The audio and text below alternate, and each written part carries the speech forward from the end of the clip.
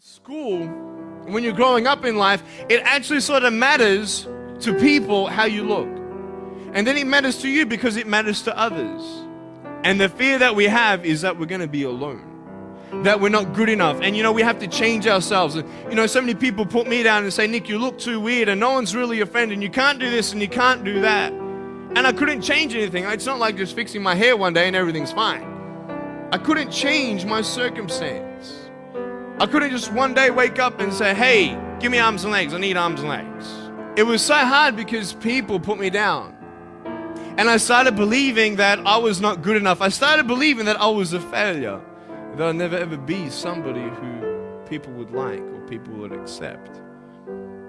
And it was so hard, man. I thought to myself, I can't go on the soccer field like everybody else, and I can't ride my bike, and I can't skateboard, and all these sort of things. And I started getting depressed.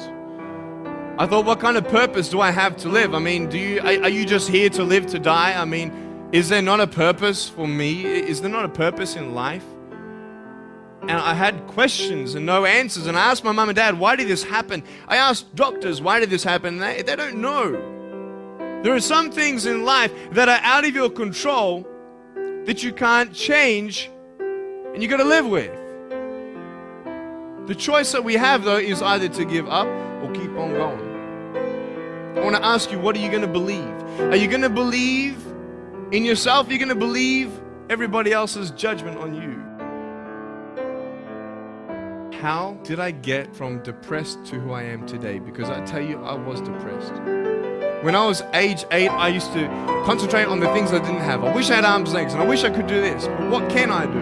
You see, I have a choice. I can either be angry for not having arms and legs or be thankful for my chicken drumstick. And I'm traveling around the world. It's amazing. But I had to ask myself a couple questions. And the first question was really, who am I? Who am I? I'm Nick Vujicic, but who is that? Because there's nothing good about having no limbs. But I love my life. Do you want to know why? Because I've seen the purpose. When you see me for the first time, many of you felt sorry for me. Do you feel sorry for me anymore? No. Why? Because you know who I am. But don't you remember I have no arms and no legs? Would you want to be my friend? The definition of tough means it's strong. To show your strength, you need to do something that's difficult. I would sound so stupid if I said, hey guys, I got a Matchbox car one day and I got some fishing line and I towed that Matchbox car all around all day. How tough is my BMW? That's stupid.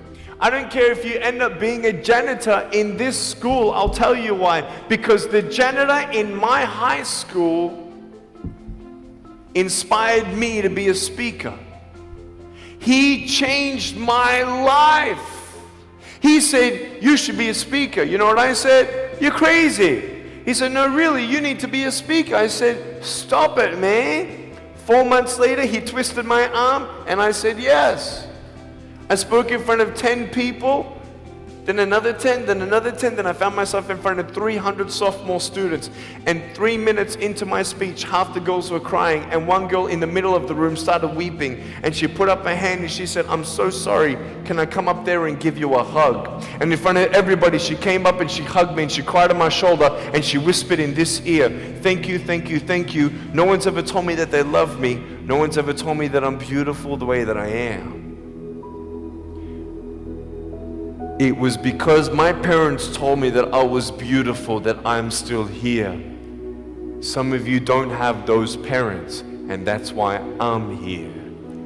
I love you, and you're beautiful just the way you are. Never, ever give up.